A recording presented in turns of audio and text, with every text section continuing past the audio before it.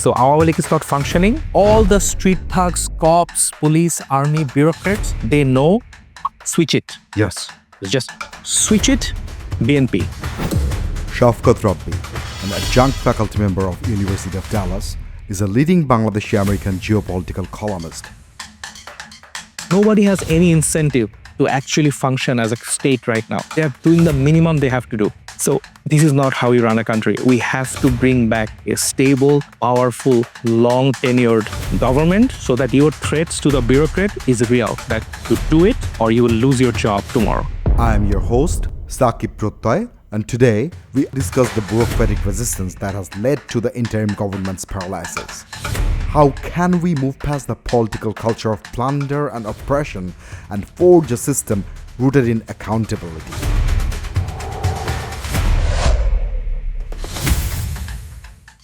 In a libertarian society, you should be able to do whatever you want without being persecuted. That's your right as a citizen. Absolutely. I'm a libertarian when it comes to this kind of philosophy. Libertarianism is a very, not a very common understanding in this country. So that's why that's why we call ourselves centrists as well. Like, I'm not really to the left, I'm not really towards the right. My belief is you can do whatever you want as long as you are not hurting or injuring people. Okay, that's my philosophy. And there is a very good, so thank you for bringing that topic. So when I have provided intellectual ammunition to people in the intellectual sphere in Dhaka, in Bangladesh, many times people thought that we are extreme right. We are like the Steve Bannons or the Tucker Carlsons of Bangladesh. Maybe we are. But what I'm saying is, my philosophy is these people, like the right-wingers, should have equal opportunity to express their thought just like the left-wingers. That is our view, my view. So when we fought, left-wingers didn't need a player to fight for them. They already had too many players. We were people like me and several others, like Paham Bhai and Nail Bhai. There are a lot of people like the so-called center right. We fought for Apollo Bhai. There is another Bhai, Apollo Bhai writes for BNP. There are several of them. So we fought for the right, but not being rightists. It doesn't mean I'm a right-wing person. You fought for the right of the right. Right. I fought the right of the right so that they can have space. And the reason many of the right-wingers love us because they think we are also right-wing. But maybe I am, maybe I'm not. But the point is that is not the issue. The issue is we are not fighting for them to kill the left. We are fighting so that they have space. If someday the Bangladeshi left is under attack and unjustifiably, I will support them too. That is the whole point of being a person in the middle. Like I don't want the left to be persecuted by the right. I don't want the right to be persecuted by the left. When you say left and right, let's just make it clear for our audience. In Bangladesh, there is a common perception that right means religious fundamentalists. Is that the right you're referring to, or are you referring to capitalism? I don't think Bangladesh has any fight over economic system. In Bangladesh, The leftists, Maoists, and communism is dead. Nobody even talks about communists. Communists are the so who are the leftists in Bangladesh then? cultural left. In Bangladesh, it's all cultural. It's either cultural or religious. Like in the West, the left and right divide. It's a very good question because the left and right in different countries' context mean different things. Yes. In the Western context, there's a culture war. Then you have the economic war. Small government, big government. These are philosophical divides. Open trade, closed trade, tariffs, no tariffs, globalization, no globalization. These are topics of left and right in the West. In the East, in Bangladesh, we are global. Like every Bengali wants to leave the country. So we are globalist in that sense. We are extremely exposed to the Western world through our exports and business. Our government do not do much for us anyway, but we love big government. We want government to solve everything. Like you would not find any political party who does not want a very powerful government. Every political party here wants a big, powerful government. There is nobody who says, I want a small, weak government and let me do my thing. That whole culture is not in here. Except for Professor Yunus, perhaps. No, he's also a big government guy. If you look at his philosophy, like he wants to make zero this, zero that. He only hired like 24 advisors and gave like 2-3 ministries to. Which was a terrible idea, actually. It was a terrible idea, and it came from his lack of political understanding, because he created the caretaker government as a caretaker. Interim government. No, that's what I'm saying. He created a caretaker government with a lean team, Yeah. but then he called himself an interim government, probably for 18 months, probably for 3 years. It doesn't work that way. If you are caretaker, you are not doing sanskar. You're just doing the routine tasks. Right. The whole idea of caretaker is you don't do sanskar. But he wants to do sanskar. That's why he called himself an interim government. Okay, in that case, then you hire 50 ministers. Exactly. Like if you need to clean up the room, you got to hire a big crew. Right. Then you take 50 ministers. So you cannot call yourself an interim with a caretaker structure, or you cannot call yourself a caretaker with an interim administration and an interim at like a expectation, right? So he confused this whole thing. And obviously, because of his statute and international respect, nobody probably went and explained it to him. Like the people who work for him, I'm sure nobody goes and tells what I'm saying. If I ever were to have the chance, the first thing I would have advised him was this. I said, sir, what the heck are we? Are we a caretaker or are we interim? If I'm interim, let me hire 50 people.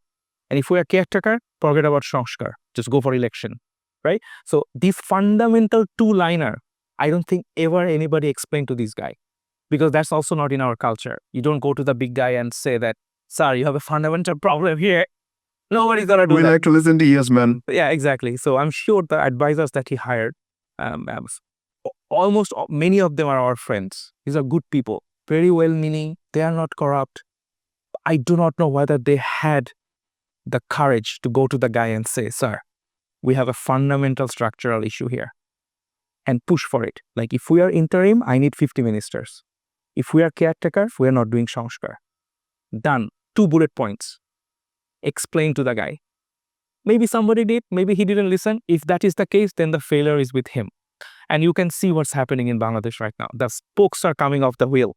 Wasn't it because when he came to power, when the students put him in power, he thought that he's going to be there for at least 4 years. And he was projecting towards that, and that's why he called for the white papers, and he wanted to know what's really happening, the actual data, so he can communicate with all the political parties and the populace in general and form consensus, right? And now that the political parties, especially BNP, is pushing for the election, like I remember on August 7th, when the students and citizens were trying to control traffic, there was no government at the time. Then Mirza Fakhrul called for the rally in front of Neapolitan party office. On 6th day or something, yeah. And he asked for election within 90 days. Yeah. And if you remember, so I came here right after Hasina's fall. After 15 years, I landed in Dhaka, right on the 10th day of Hasina's departure. I spent a week, and within a week, I understood what's going to happen. So please share the video that I released on September. On the 30th day of Yunus's term, I made a 14-minute video where I said when's the next election and what's going to happen over the next. And if you see that video, you realize exactly what I said. That's what's happening right now. There's election by December, not 4 years. This government is facing challenges that are insurmountable for them, and it's chaos everywhere, right? So that's what I say. Now, BNP is a political party. BNP does what politics does. BNP is also a player in elections. That is their game. So if I'm a hockey player, I will want to play hockey. After the field speaks, though. No, If there is no... I know. That's what I know. I know how to play hockey. And if you are a basketball player, you touch the ball with your hand and you throw balls like this. If you're a soccer player, football player, you kick it with your foot. Different players play different things. That's their natural state of mind, right? That's why basketball players often kick the ball, and the football players often kick the basketball, because that's their natural style. BNP's natural instinct is to go for election. That's what they understand. That's what they do. So you are who you are. I cannot fault you for what you are and asking for what you know. No, but nobody's faulting BNP for asking to give the elections. But the thing is, once everybody knows that the whole system really needs reform for BNP to stay in power. Because if BNP comes to power right now, they wouldn't be able to combat India's misinformation. And How do you all know that? That's your guess. Of course, that's our guess, but educated guess based on past track record. But that is the problem. In this country, people have been making educated guesses for too long without a system. Hasina made the educated guess that people just want unnayon, not democracy. That's the educated guess. Instead of people guessing, we need to put elections back. Where you put your guess and your idea, I put my guess and my idea, and people get to decide. Shouldn't we, though, have a referendum or something get people's vote that what people want? Shouldn't we give them a voice? Do whatever you want, just go for election, that's all I'm saying. My point is, in Bangladesh, whoever goes to power starts thinking that I understand better than the rest. It is a national crisis. Right now, the students are in power, Yunus is in power. Yunus does not want to stay. He's not in That's the jail. problem, He's an though. older person. If you read watch my video that I did on September last year, the first barrier I said of any ambition for anybody under Yunus is Yunus himself, his age. You have to be a stupid person to think that you can have a 4-year... He's older than Biden. Yeah, you have to be a stupid person to think that you have a 4-year mandate under Yunus. And some people were having that idea. And that's why they're stupids. They went to power, or they were close to power, and they were thinking literally that we can run this ship for 4 years. So in my analysis, I say the first barrier is Yunus's age. He cannot do this for 4 or 5 years. So anybody who has ambition that they are going to fix so many things under Yunus was delusional. That's number one. Number two, okay, fine. Yunus government continuing. Yunus does not have a second man. The team right below Yunus does not have a single person who can run this country for 5 days if Yunus is dead. Would you say it would have been better if there was a national government formed at the time? Because I know BNP was proposed. That's what I say. People in game theory, the idea is everybody will be playing for their own interest. And everybody loses. No. And you will play your best shot. I will play my best shot. And if you are good and I am good, we should reach a consensus. In Bangladesh, our idea is, now that I'm in power, your best shot doesn't count. Now, only what I say counts. So BNP's best shot is to go for election.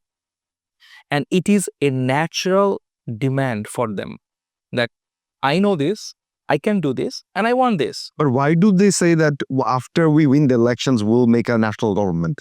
Because that's their nicety. Isn't that like Bakshal, though? No, why? Bakshal didn't have a national government. It was the only government, only political party. But after winning the election with majority states, without any reform, you can change the constitution, you do whatever you want, and then you want all the other parties to join you so you can form the national government. So there is nobody to oppose you. Well, first of all, this whole idea that BNP is going to clean the slate is wrong. I do not think BNP is going to have a complete open reign when the election comes. For few reasons. Number one, we do not know the impact of social media on the youth through any valuable data yet. There were no elections in 2007 that is actually credible, or 2008. So last 15, 17 years, no credible data that can prove that how election behavior happens through social media, right? It is totally possible that in many seats, some random Facebooker will win elections. It is actually possible. Random Facebook or somebody local. Somebody local, right? It is possible. We do not know these things through data. There is no survey, there is nothing. Political parties keep telling us that, they will not be able to give people on the booths, the election of whatever they call it, but in the booths, your representatives. How do you know that? If a YouTuber runs for election, he can ask for 2,000 volunteers to sit on the booth, and he may actually get it, or she may actually get it, right? At least Pinaki would. Yeah, people like him will get it. But the point is, we do not know a lot of things in this election. And the more delay there is, it is less advantageous for BNP.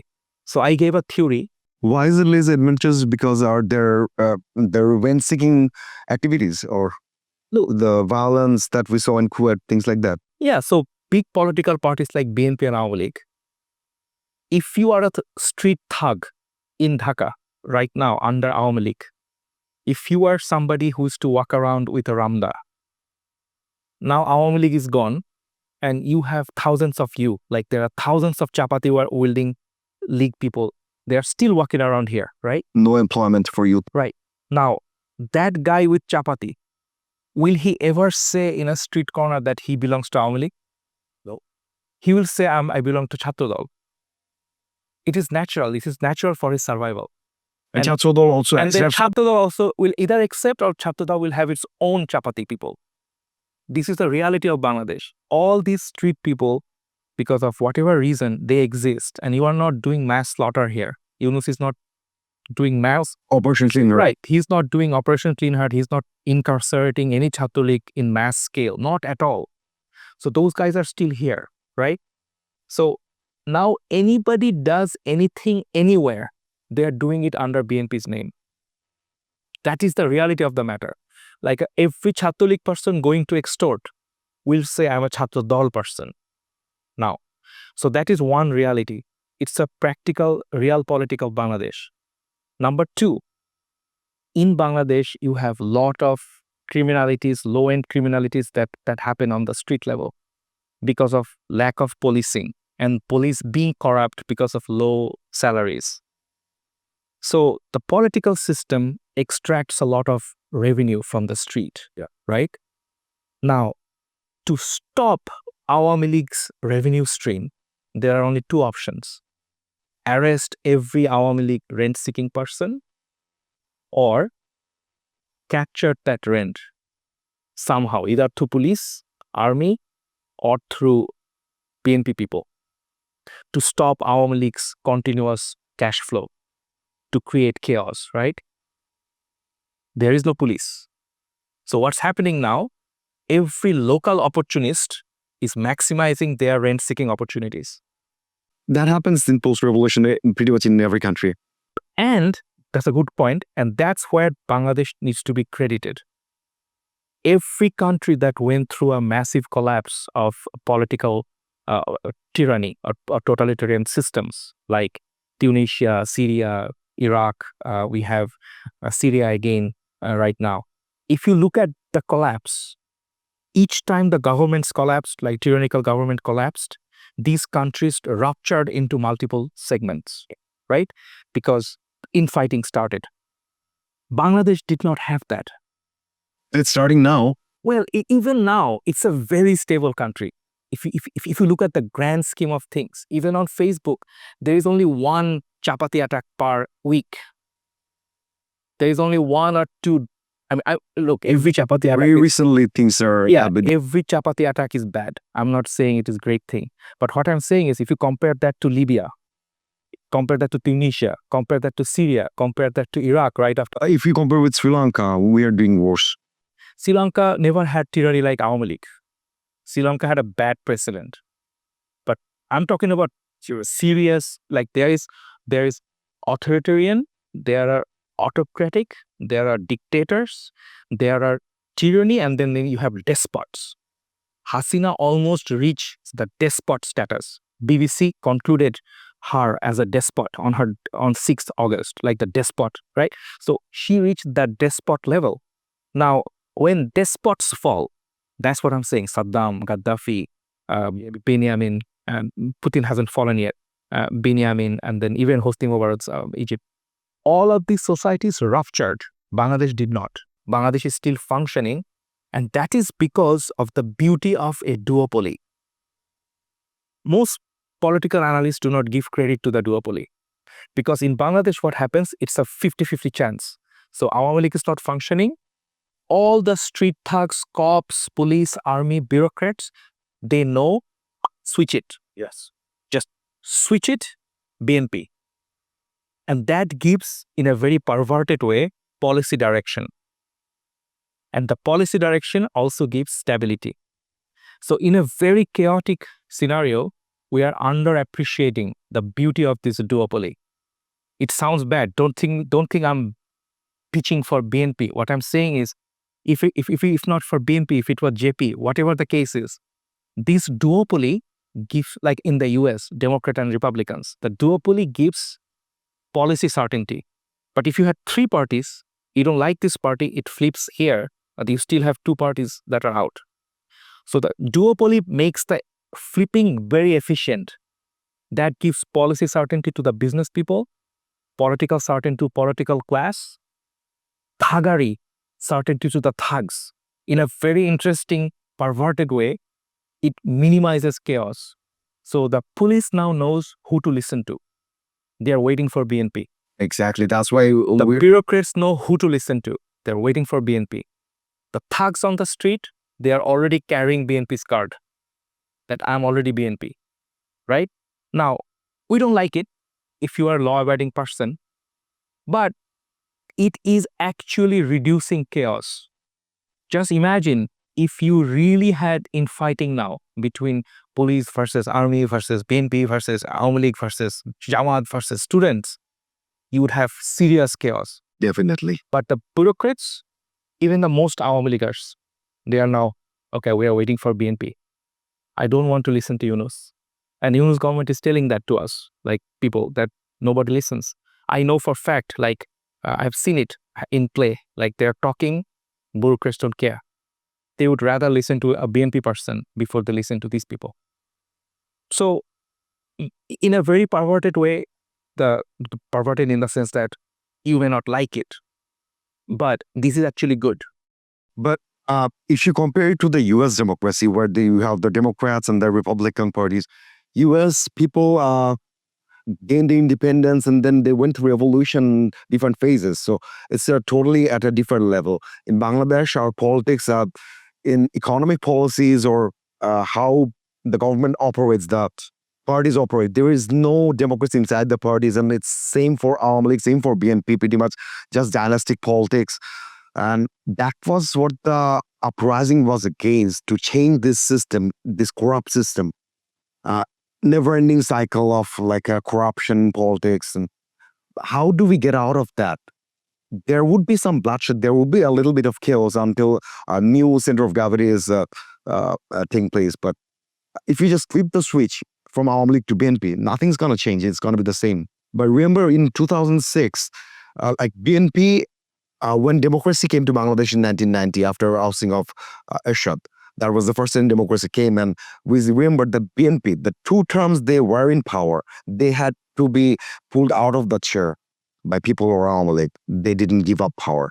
So it's going to be a endless cycle of authoritarianism where dictators don't want to give up power. I do not think that is, Track record tells us that. well, if you look at the demography right now, people below the age of 35, they do not know BNP. Pretty much. They know BNP as somebody who was tortured for 15 years. Yeah, but they do not really understand who BNP is. BNP was absent in their lives since they were kids, right? So you have this whole new demography that BNP has to win, right? There is no election. That's why BNP is still not probably understanding how to get them. But by the time the election comes, BNP will have to understand what these people want, which includes many of people like you who have this whole idealistic idea of how to fix the country. BNP will have to listen to you because you have the mass. 66% of the population here is below the age of 35, the voters, the young people. So this is a huge influence on BNP that they have to address. Otherwise, their electoral math will not work. Maybe it will work for next term, but not for 2030. It's not going to work, right? So these people have to listen to the new demography. That is going to bring a lot of reform.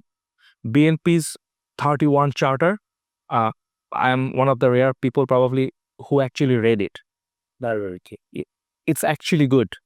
There are holes there, like the 2 term is not defined as. It's more like index. But there are good stuff there. Definitely. It's a good 30-point charter, right?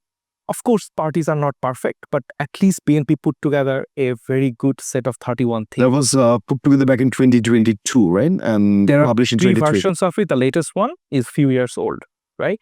So if you read the 30-point charter, 31-point charter, and if you think, and if you can really put Tariq Rahman, force him to commit to those 31, it may not be a bad outcome for the country. No matter how much people say that it is their document, but the document has value.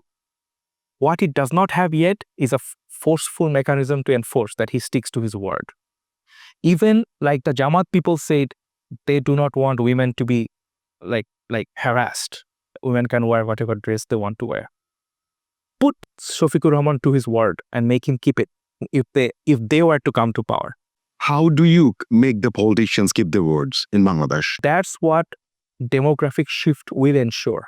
And that's what elections ensure. Because if you ask for fair elections, these politicians will have to listen to the desire of the young people. So instead of asking for predicated demands, like you need to do this, then election, make the election fair. If needed, bring UN for a fair election.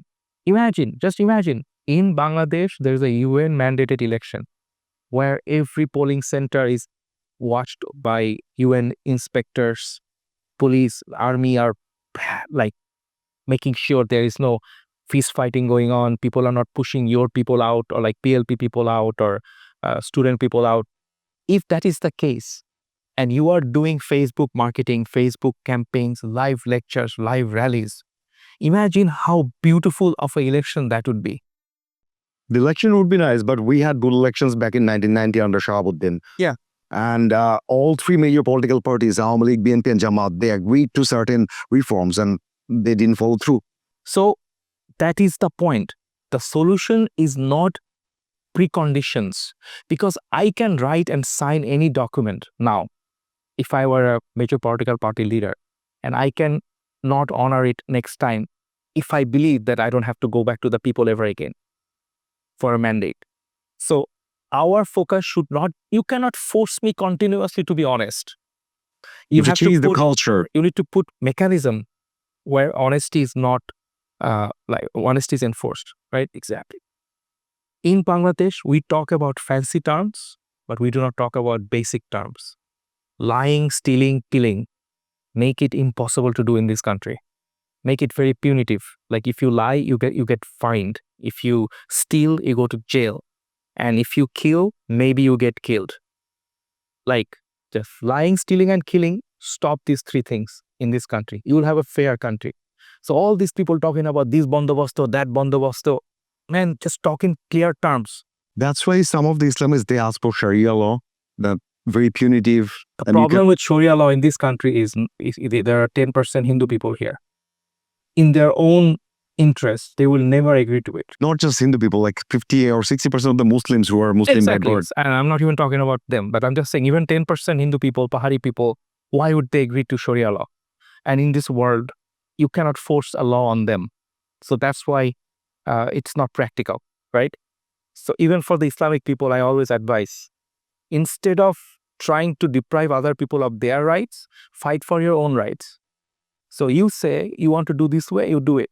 Let my girl wearing niqab to have a job.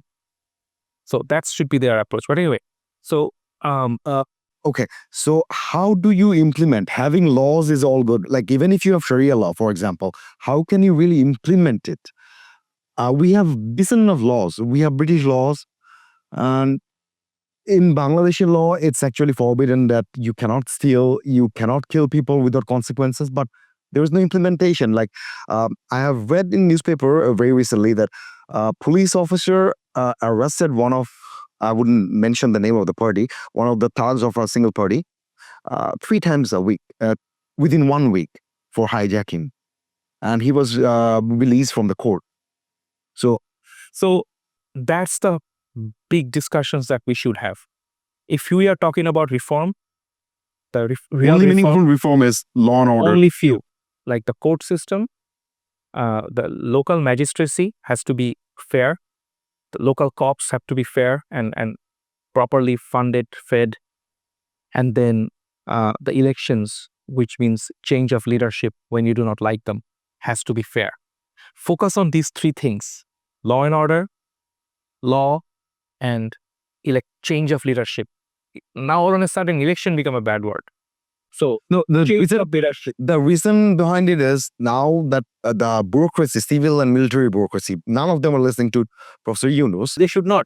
Look, so then you have an elected government, Tariq Zia comes to power and he has a bad track record. So how can we, the people, hold our politicians accountable, our government accountable, and without meaningful reforms that Professor Yunus is not being able to do? How is Tariq Rahman coming to power? Well, we're all assuming that if there is an election tomorrow, BNP will have a clean fair sheet. election. In a fair election. He comes in a fair election. Yeah. What does that mean? People of Bangladesh want him. Okay.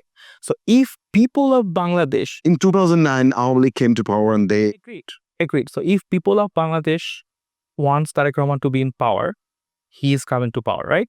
Okay.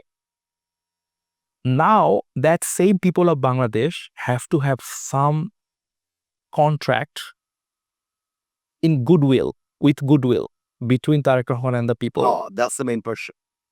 That is another election that needs to be fair, free and fair. That is the system that fixes itself. These goodwill have to be kept. Therefore, he comes to power now. If he doesn't keep your word, you change him. Do you not think BNP learned a lesson? I surely hope so. For a party that was on the run for 15 years, this guy went to a foreign land, but with a broken backbone, lived in an apartment, small little apartment, fearing his own life, confining himself in practical self-exile for 15 years. He's now 60 years old. He pretty much finished his life, right? And his daughter, his wife, didn't really have a normal life. His brother died, he didn't see him. His mother was sick, could have died, didn't have an option to see her, right? Do you not think this man also went through a massive experience? And you have the lack of respect for this person's such a terrible journey to continuously think that he's not going to deliver. It is not respectful for him either. So the concept of goodwill is this: you trust somebody who you actually have to trust. But it's actually a matter of trust, actually. Yes. From people do not believe in politicians. When there is a vote, they will vote for either Dhanashish or Nauka or Langol or whatever the old markers are. But if you talk to people in general, they don't really trust the politicians to hold up their end of the bargain. Like, you are getting my vote, so I'll talk for you in the parliament, I'll develop policies. How can we ensure that now that we are not able to do the reforms under this Yunus government, we can totally see that because the bureaucracy, civil and military bureaucracy, they're not cooperating at all. They're just waiting for a political government to come. So no reforms done, there is no guarantee that people will be free. Okay. So I take a lot of pride in the fact that way back in September, I said this is exactly what's going to happen. And I put it on paper, like I wrote about it, took a lot of heat for it. Now here we are seeing that reform is not possible. So that takes prudence, and this prudence should have been with the Yunus government, not on us. They should have understood what they can and cannot deliver. And that's why they shouldn't have promised all these things and create this hype about reform. Now they cannot deliver.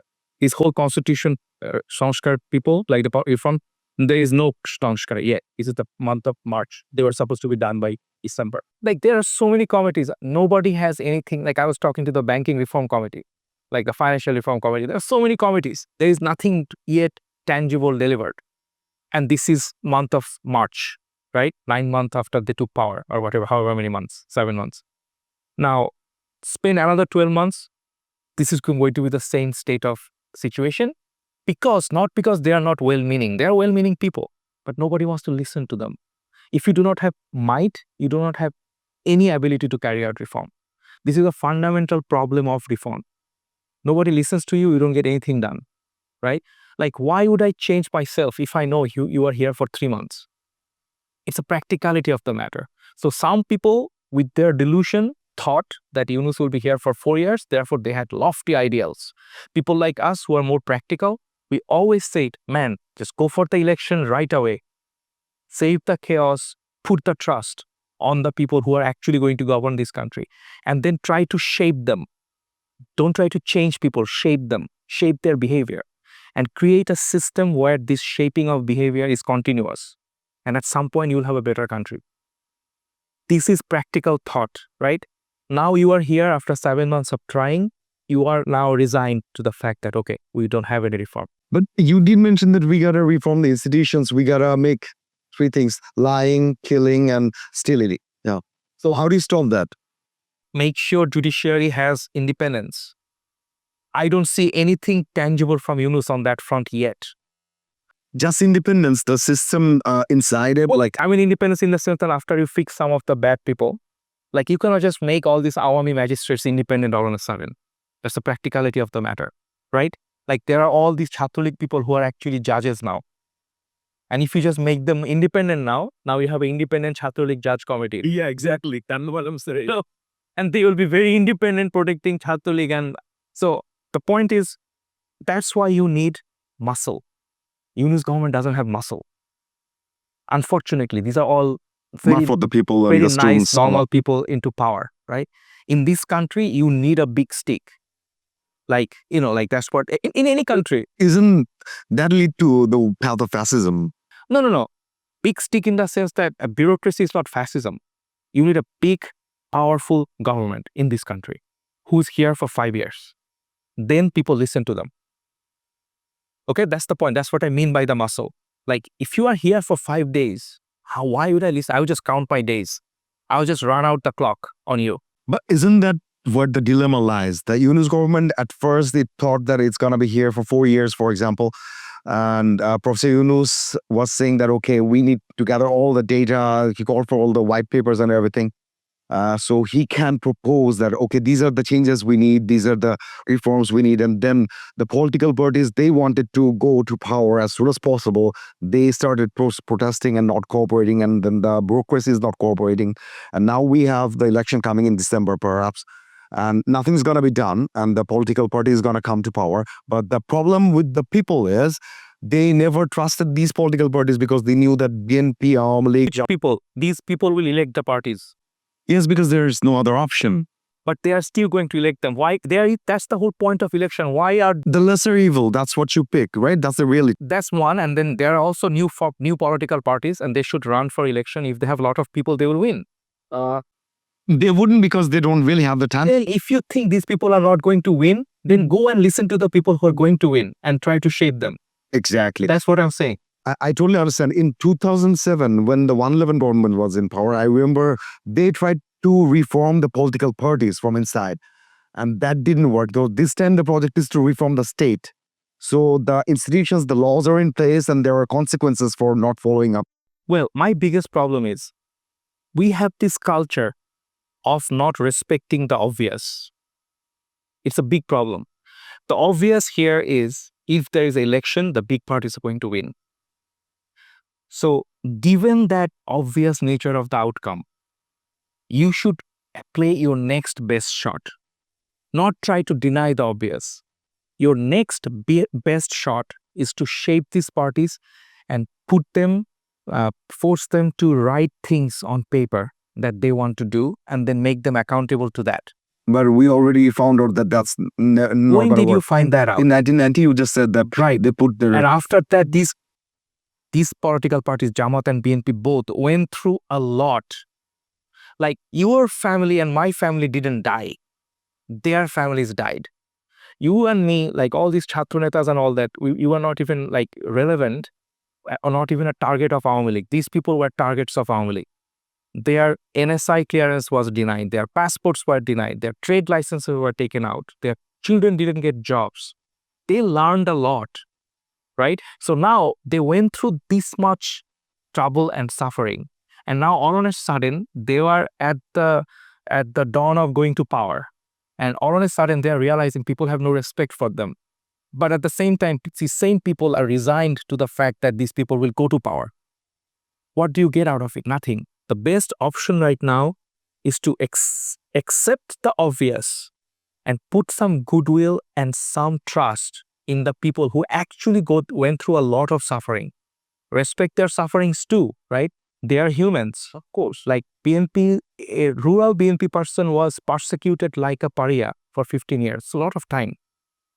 We need to respect that suffering. We need to talk to them with that respect. Keep calling them thieves and thugs for whatever mistake they're making. But they're making the mistakes A lot. right now. Yes. And that's what we are saying. That mistake needs to be fixed with respect, not with lack of respect. We need to... When you break the law, you respect. No. They are firing people too. Where is the respect for that? All the Chatragal leaders, they were saying, propagating that if you're Shivi, you're killable. Same as extremist Muslims. Fine. How many people got fired for saying this kind of stuff? Just look at it. Chhatri League was never fired for saying things. No. Right? Tariq Rahman has fired about 1,400 BNP people in last 6-7 months alone. So that means there are like over So they are trying, right? 100,000 people. PNP and Awami League, these are massive parties. Like I had a conversation with a very important person in BNP. I asked him, so hey, do you have the belief that the next BNP government will be good? He replied back to me, he said, you see the people who are running the party with Tariq Rahman now. What do you see? I said, I see good people. Then he said, but then I said, okay, but how do I know people behind them are not bad? The guy told me, bhai, pichone madachot thakbe. Yeah. Okay? In this country, a lot of people will be bad behind you. But you need to look at people that you are getting at the top. It is more likely than not that the next Bangladesh government, let that be with BNP, with a coalition, with Jamaat, without Jamaat, with students, whoever comes to power, it is more likely than not you will have a cabinet which will have a lot of good people. Good people meaning people like, let's say, some of the big talking heads will be there in real political power. You will see a lot of good activists in positions. You'll see a lot of writers, scholarists in position. You will see a lot of Yunus people being retained. You'll see it, right? You'll see it. It will happen. That in itself is a progress. And I do not see any respect for this. People just want things that are impractical or they know they are not going to get it. So we need to have this goodwill. The only way you shape people's behavior is by trusting them. Now, when BNP breaks the trust, we will all fight together again. But right now, what I see, Awami League's chor battars are gone. They are being replaced by some other political parties. Other political party with a lot of people like you and I. I'm not going to be part of any government. I'm just saying. You're not going to run for... no, absolutely not. Never. So people like our friends will be in political power, running things. And we know these people for long. These are not bad people. And some of them will go bad. Yeah, There is no doubt there. when you're in the seat. If you have 20 good people going to political power, there is no doubt 1/3 of them will become just bad like the before, at least. Yep. Right? But we'll still have a fresh start when BNP comes to power or the next power transitions. This is a big like a home run for us. Like a home run is an American sports term, but it's a great advantage for us. Instead of like, look, we tried all the civil people right now, like Adilur Rahman, Asif Nazrur. What did they achieve? They didn't get cooperation from BNP or other political Don't blame parties. others. No, you already mentioned that because They did not get cooperation because of two things. One, their tenure is uncertain, and also because of their personal characters. In this country, you need people who are known to be like people of heft. People of heft. Asif Nazrul or Adilur Rahman Shubro or Shamir Murshid. These are nice people. But a street corner person doesn't respect them or fear them. They are liked but not respected. Okay, it's unfortunate. You need political parties to run this country who have the heft. that brings me back to 31-point agenda that BNP had. People are saying that was cooked up before the July revolutions, and just like the War of Independence of Bangladesh in 1971, when Awami League drafted the first constitution, that was done by the Constituent Assembly that was for East Pakistan, that denies the will of people that formed during the Liberation War. And same is happening now. BNP is totally denying the July Revolution, how people's desires changed, how their will changed. And they're still sticking to the old 31 point that was drafted up a few years ago. So should they update it? Should they, there are even, I see criticism for July Foundation and Sarjis and Hasnat that they are not really standing beside the Shaheeds and the injured of July Revolution. But I don't see any political party really standing beside the injured of this revolution. We cannot have any consensus on such terminal, these terms like July Revolution, these things. After 5 years, they may not be meaningful. What will be meaningful is, did Bangladesh have a permanent system installed after some revolution, right? Every revolution, people matures, they have their... We will have a system. Look, this revolution is meaningful not because of the fancy terms and bandobastos.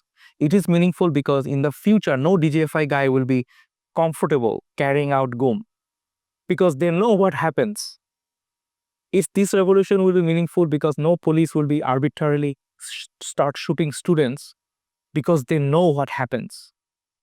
This July, they know what happens when students come and burn down thanas. These reference points are also new in this country. July was a mini civil war. On July, if you read my writing, I was probably the first person to call at the very beginning of the July. I said, this is a mini civil war. It's just the equipments are different of the war, but it is a mini civil war. Bangladesh never really had a mini civil war like this, right? Like where you go and burn down, destroy establishments, right? You do not do that. So in this whole July experience, it is also problematic if you just think, or it is only the students who learned, police learned, army learned, bureaucrats learned, political parties learned. If you do not respect all this learning and you just think we are the only agent who learned, that is not good. That is absolutely not good. The cops are now in fear. Yesterday there was a video of a cop being hacked and the guy was crying like anything. That's not good. But where that fear came? Fear came from lack of support. So now everybody is demoralized, right?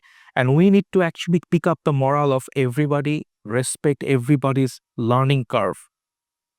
It is arrogant for the students to think that it is only them who have the best interests. It's not just students and citizens. I'm just saying, the student-affiliated citizens. BNP also has people under them. BNP also have young people under them. Awami League has young people too. Very, very different type of people. Fine, those are humans and they count as voters, all right? They count as voters. I'm just saying, this whole idea that it is us and only us who understand what needs to be done is bad. Of course, I totally agree. I think it comes from insecurity. We have been lied to for too many years. That's why you bring a system back. Exactly. So I totally understand and agree with you that we have to have reconciliation with BNP first because they're coming to power pretty much. How do we make that two-way communication work? How can we make BNP or Jamaat or even the Students' Party that's coming, how can we make them listen to the people? Because we are saying that this unionist government is of the people, right? But people are having a really hard time making this even unionist government, this weak unionist government, listening to what they have to say. How can we make a political government which is powerful listen to the people? And there comes the right question. We need to have this dialogue between BNP and the youth, BNP and the student pressure groups. And in that dialogue, I do not know how meaningful that is right now, but that is something we definitely need to have. BNP also has an issue. BNP now has a bipolar leadership structure. You have these 80-year-olds in one side, and you have these 40-year-olds and 50-year-olds in another side, right? So BNP also need to have a solution where these 80-year-olds actually go away. Because Tariq Rahman is phased out. Phased out, straight phase out. Tariq Rahman is 60 years old. It is post-retirement age in Bangladesh. But he still doesn't have the final say. He's preparing his daughter, but still that brings us to the topic of Dynastic. Yeah, but let me finish that on that thought. Tariq Rahman is 60 years old. He is yet entertaining demands from 80-year-olds because the 80-year-olds are not leaving the scene. These cool 80-year-olds have to leave and students can demand that. Students can say, you know what, BNP, you come to power, but get rid of that older generation of BNP people away because they are the ones which we cannot relate to. That can be a demand. That is called shaping behavior. You shape that behavior of BNP, that we want youthful leaders. Demand that. That's a great idea. When you bring younger people, BNP does have some good young people. They Okay? do. do. Israfil. There's Mahdi Amin, who's Tariq Rahman's main guy here. There are multiple, they are very good people. So you bring this, you make a demand that, hey, I would rather listen to this 42-year-old Mahdi or Israfil or whoever, Tabitha, or whoever that is. I want to listen to these people as opposed to deal with the 80-year-olds because we cannot even relate to them, right? That is called shaping of behavior. I think BNP would be more willing to listen to that demand than saying, oh, we don't trust you as a whole group, right? That's one. Changing new blood brings a lot of change. This is shaping behavior. Let's do that. That's one. Then I'm sure a 40-year-old person, 43 or whatever the age is, person like Israfil or Mahdi and Kavitawal and Mir Helal and all these younger people are more, whoever, like all these younger people will be more aligned with what you are trying to say than, the other names. What, so so this old vanguard has to phase out of BNP. They have to. And they are just lingering there. And another, like, I like, whenever I do anything, I do it with young people. Because young people have mileage, they have things to offer, right? So let's work on that project, right? Like you demand that, let the old guards go. That in itself will be a different BNP, which you can probably more relate to. So that's how you shape. Don't try to break things that are obvious. And what about the dynastic politics in Bangladesh? Because it's not just in the top leadership. Even if you go to upazila levels, grams, villages, you'll see the son of a matobor or son of a upazila chairman will become the... It is the case not in just politics. BRAC, Bangladesh's biggest NGO, is run by bloodline. Even the Jamai of BRAC is runs Black International. Daughter runs something, son runs something. Transcom is a private company running through children, like daughter to daughter. For private companies, that's Not just private company. Look at Prothom Alo, Daily Star. These are dictatorships for 50 years, 30 years, 40 years. Bangladesh as a nation, as a country, is not very meritocratic and democratic country. Like, so how do we journey from here to there? Because without meritocracy, there will be discrimination, there will be lack of equal opportunity, and it will garner discontent. It all has to be done with time. Not every society is made for politics without dynasties, unfortunately. South Asia, India, Pakistan, Bangladesh took a long time to get out of dynastic politics. Awami League's dynasties are probably dead, but maybe not. Maybe if there is any life left, it will be with Putul. Maybe. BNP's bloodline probably will go into Zaima. Maybe. Maybe not. We do not know any of it, right? Tariq Rahman is proving Zaima. He should. That is his best shot. Please understand game theory. Every player plays their best shot. The opposing player should also play their best shot. And then you should come to the middle. There is nothing wrong you looking after your interest and somebody else looking after their interest. So if BNP's interests are preserved by the bloodline, they will do whatever it needs to be done. Same is for Awami League. What we want as people is that in the entire nation, this dialogue to start. And as I said, even BRAC is a family-run business. Like every direct, like a senior person in BRAC is either a Sileti or a children of Fadl Hossain Abed. And they go by as the biggest charity in the country, right? So bloodlines run thick here.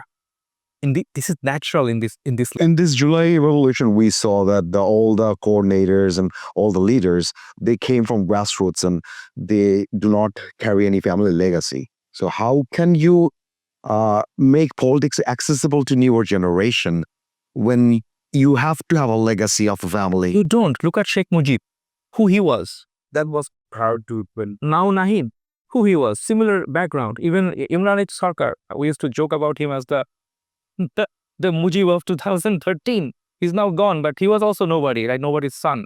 And he's still ever win. He's still, yeah, well, maybe, yes, maybe not. Nuru came. So there's a lot of opportunities for people who are not children of anybody to shine in this country. I would rather care how they are being elected versus whether a son or daughter is getting elected. As long as they are getting elected through a fair election, we should not care who that person is. We should have this much respect for democracy. If our people indeed loves to see children of people to be their leaders, then these people are what they are. People do not love to see children of the leaders as leaders, but it's how the family baton is passed from generation to generation. No, that's the family's interest. But as long as the election process is fair, you should care less whose son and whose daughter is winning and who's not. Because we need to focus on the system. It is a national prerogative for us. We need to focus on systems. We need to become institutional people, not like wish and desire people, right? So we need to have a fair election system. If son of Tariq Rahman, daughter of Tariq Rahman wins, she wins. As long as the process is fair, right? And if there's a fair process, the beauty of a fair process is it keeps the opportunity open for some other person to win as well. So instead of focusing on Zaima, we would rather focus on the system. Is the Independent Election Commission there? Who's appointing the commissioner? Is there any way that people can influence the commissioner appointment? These are the more relevant questions than whether Tariq's daughter wins or not. Agreed. Okay, that brings me to pretty much the end of the discussion. One more point to discuss, that's election. Local election, local government election, national election, student union elections at different universities. What's your take on these? Bangladesh has cancer, but cancer had to be surgically removed. That is the prescription from the doctor, which is basically, in a different way to say it, the real treatment is a surgery. So you have appendicitis problem, the appendix has to be removed, right? Or you don't have a kidney, a new kidney has to be installed. So that is the real cure. For Bangladesh, the real cure right now is an immediate transfer of power to a permanent government so that the state machinery listens to that government with policy certainty. That doesn't have to be an elected government, does it? Well, otherwise, if no government, you want a coup? No, I'm just saying that you didn't mention. The way or the other, whichever way it happens, let's pick. Now that election has become all of a sudden so controversial. However you want to do it, Bangladesh needs a stable, powerful, fully positioned, fully fledged government.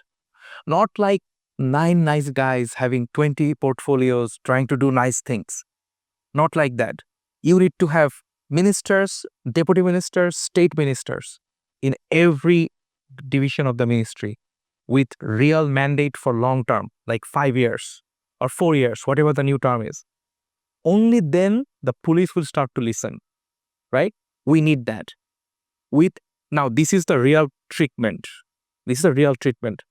Basically, heart transplant or kidney transplant, whatever you call it, this is the real treatment.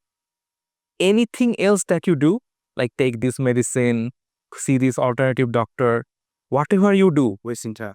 is wasting time, and it's only either managing symptoms or aggravating the symptoms, which is basically street chaos, right? We need a proper treatment. Proper treatment is what I just say. Now, the longer you delay this treatment, we can have this podcast every other 6 months and we'll be talking about the same things, right? So go for the treatment that actually going to work. Bring a stable government. A stable government is needed for the business people so that they can invest. Right now, nobody's investing. Because why would I invest if I do not know if I get a license, right? So business people have no confidence. Investors are not investing right now because they do not know, there is no policy certainty. Yunus will not be around. Why would I invest foreign money here? There is no political investment. Like nobody's, well, okay, who cares? Just sit around. Police is not working because they do not know if he has a job or if he's going to jail or he's going to be tried. Police is just sitting around. Military is running around tired. Nobody has any incentive to actually function as a state right now. They are doing the minimum they have to do. So this is not how we run a country. We have to bring back a stable, powerful, long-tenured government so that your threats to the bureaucrat is real, that to do it or you will lose your job tomorrow. What about the Indian influence? Indian influence will be there because we chose this geography, right? In 71, we broke our country.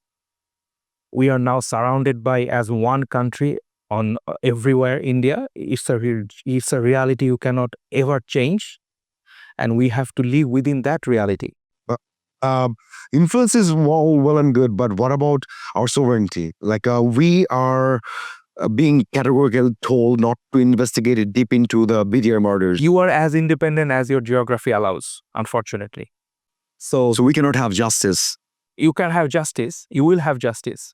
And you can demand, you can get. I'm not getting into details, but I'm just saying India will be a reality of Bangladesh because of the geography that we got and that we chose. Right? We chose this geography in 71 and we got this geography in 1947. So we got one thing and then we chose another thing. And now we are confined in almost everywhere by India. And our geography does not allow a country that's going to be like a rebel against Indians. This is your reality. As a sovereign nation, we should talk to India like on equal footing, right? Yes. So what we should be doing is this. We should talk to India in commonsensical, mutually respectful, equally opportunistic, and equally beneficial terms. We should talk to them. But the crimes that they committed against us, can we have justice? Of course we should. But our chief of army staff, he came and said that you should not investigate any further. That's why you put a real government and pressure them to have this as a mandate. Okay. That's a really good solution. And then get a real government, do real things. Right now, Walker is running for his own life.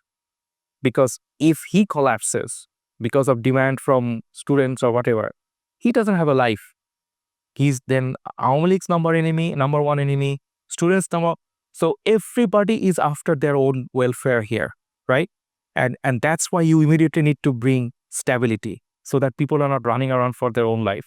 Then they can think, in fact, Walker told that there will be punishment for military people who have done bad things, but in such a way that it doesn't destabilize the institutions.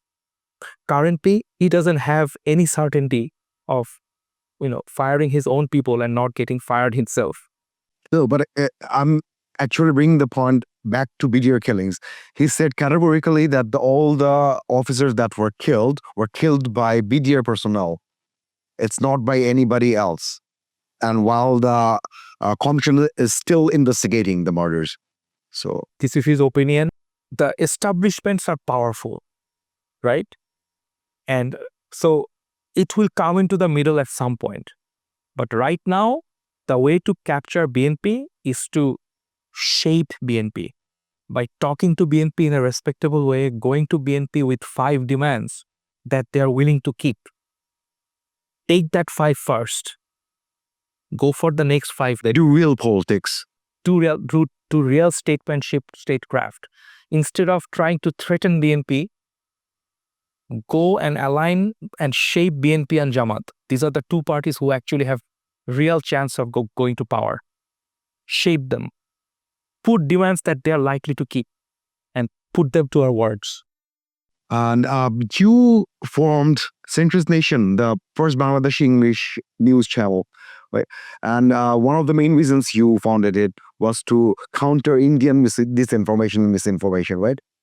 So now that we are saying that the major political parties in Bangladesh and the military and civil bureaucracy, they're aligning with the Indian interest, how do you see the future of Centrist Nation? Because if BNP and Jamaat, they're on board with India's agenda. No, these are all assumptions. No, I'm assuming, of course. So if that is the case, going future, if BNP is replacing Awami League as India's stalwarts in Bangladesh, then where would Centrist Nation? Awami League's allegiance to India and BNP's practical handling of India are in a magnitude difference. Of course, it's a logarithmic scale difference. Maldives became very anti-Indian now after a few months, after a year, they are again turning into pro-India. That's what happens in this country. That's why I said you can be as anti-Indian as your geography permits. Yes. Maldives people will be without food without India. Same with Sri Lanka. Right? So your geography defines your destiny to some extent. Bangladesh cannot and should not become a hotbed of anti-Indianism as a hobby. We need to be practical. We need to be practical. We need to have a respectful dialogue with the Indians. We need to say, look, you want to travel through our land? It's a practical thing to do, but you pay for 50% of the damage on my road and you pay a toll that takes care of the local system. And you cannot transport weapons. Put guardrails, but this is what you should do and pay me. You want to run electricity from here to there? Also let me have electricity from Nepal. You want to use my port? Also let me use Goa. Ask for things that are rational. I'm almost certain, or at least I hope to believe, the Indians are not irrational people. So you talk to people with respect, with your understanding, and you ask for things that are commonsensical. What Bangladeshis always do, they go to power through negotiating things that are not actually beneficial for Bangladesh. And they are very quick to do it. So Tista is negotiable, you think? Do as much as you can. Make it. And when India says that we do not want to negotiate with Prof. government, only if army or BNP comes to power, we are going to talk to them. No one in their obvious situation is going to negotiate with a temporary government. Not a business person, not a cop, not a bureaucrat, not a nobody. It's the obvious problem. That's why government need to be elected. We are now understanding it after 9 months, but we have said this thing on day one. Some of us, we said it very early. This is going to happen, and that's what's happening right now.